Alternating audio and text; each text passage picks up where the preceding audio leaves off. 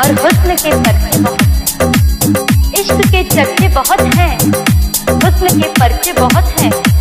तुम भी देख लो जरा इश्क करके, बाप रे बाप इसमें खर्चे बहुत।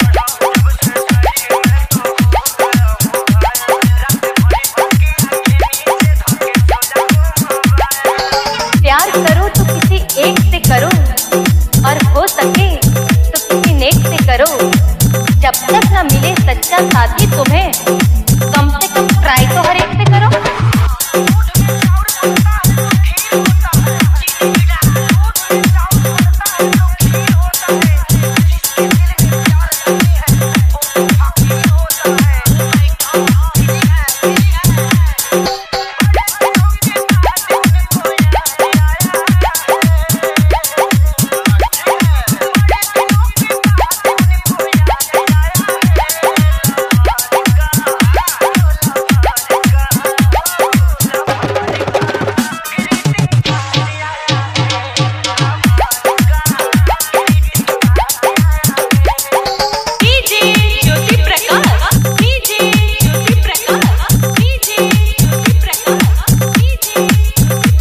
जुल्फों में फूलों को सजा के आई है, चेहरे से दुपट्टा उठा के आई है। किसी ने कहा कि बड़ी खूबसूरत लग रही हो, मैंने कहा कि शायद आज नहा कर आई।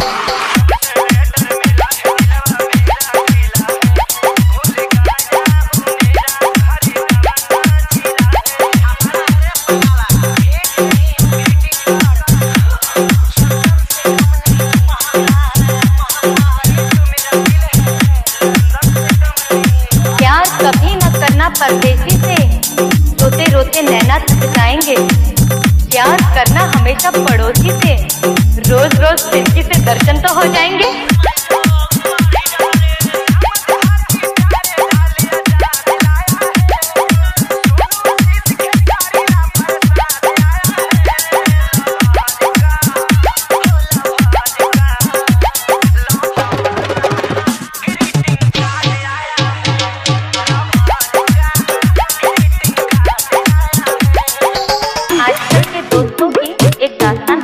कुछ दोस्त ऐसे भी होते हैं, एक बेवफा दोस्त। अर्ज किया है, आया था मेरी कब्र पे दिया जलाने के लिए, आया था मेरी कब्र पे दिया जलाने के लिए। रखा हुआ फूल भी ले गया कमीना अपनी लवर को पटाने के लिए। DJ Jyoti Prakash, DJ Jyoti Prakash, DJ Jyoti Prakash, DJ Jyoti Prakash.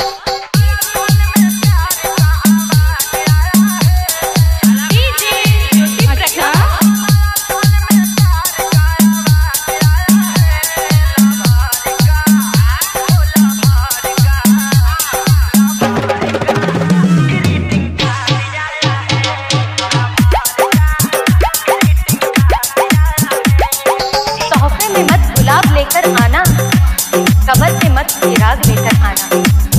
तोहफे में मत गुलाब लेकर आना, कब्र पे मत चिराग लेकर आना।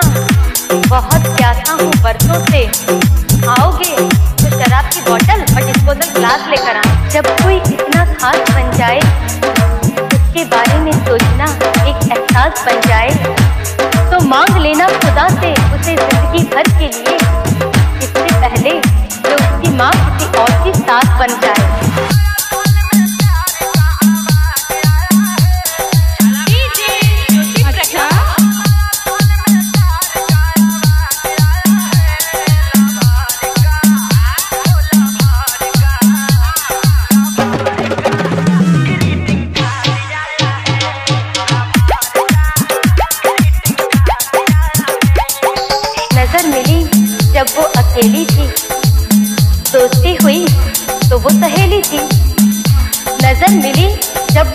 अकेली थी, दोस्ती हुई तब वो सहेली थी, प्यार हुआ तो पहेली थी, और जब दूसरे के साथ भाग गई तब पता चला कि वो तो उस एरिया की चमेली थी।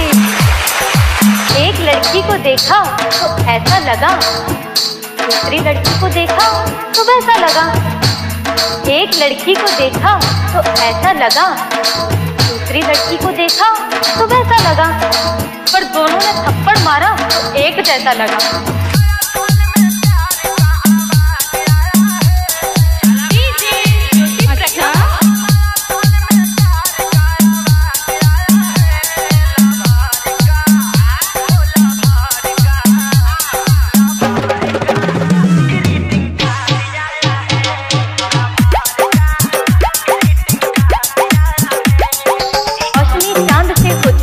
सितारों से नहीं, अर्ज किया है रोशनी चांद से होती है सितारों से नहीं, और मोहब्बत एक से होती है हजारों से नहीं।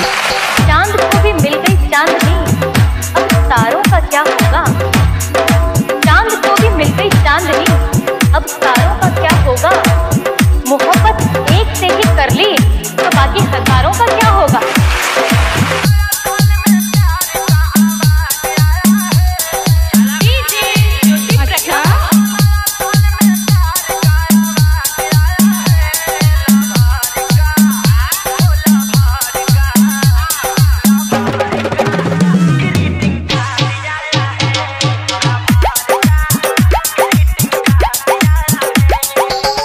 लड़कियों के चक्कर में मत पड़, क्योंकि ये आती है हीर की तरह, ये आती है हीर की तरह, और लगती है मीठी मीठी खीर की तरह। ये आती है हीर की तरह, लगती है मीठी मीठी खीर की तरह, चुभती है तीर की तरह, और एंड में हालत कर देती है फकीर की तरह।